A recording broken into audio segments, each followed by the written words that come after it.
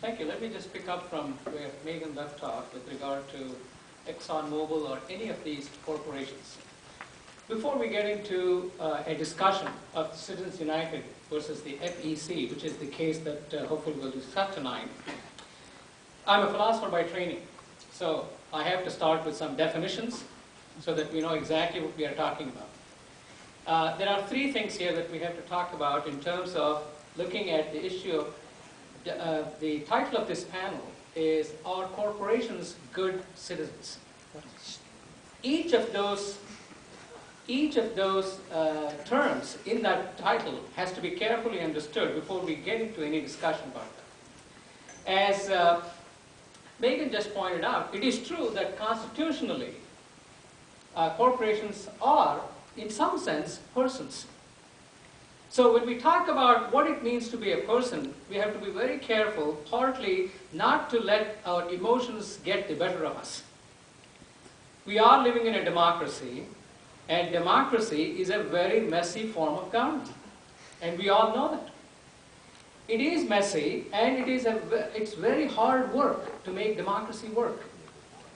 The reason I'm saying all this is, I heard after the case was settled, or the opinion was given by the Supreme Court, several of the justices have actually spoken out about this, including Justice Stephen Breyer, one of my favorites, so you know my bias right there. Justice Breyer was in Arkansas not long ago promoting his new book, Making Our Democracy Work. That's the title. It's an excellent book. I highly recommend that. So when he was promoting that book, one of the questions, after he was, talk was done, one of the questions that came up was, what do you think of the case that you just decided? Right? As we all know, it was a 5-4 decision. Right? Justice Breyer did not hold back for a second. He had a very quick response. He said, it's the worst thing that has happened, he says. It will choke.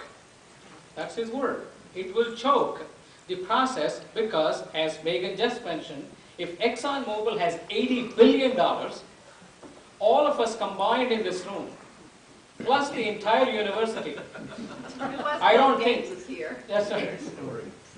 I don't think we'll manage to raise $1 billion. So if you have, that's where it becomes an issue. Right?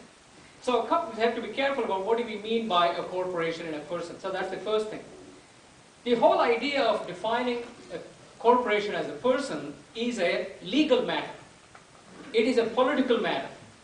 So while you and I might strongly argue that corporations are not persons, that's one thing for you and me to talk about. That's a moral issue we are talking about, not a political or legal issue.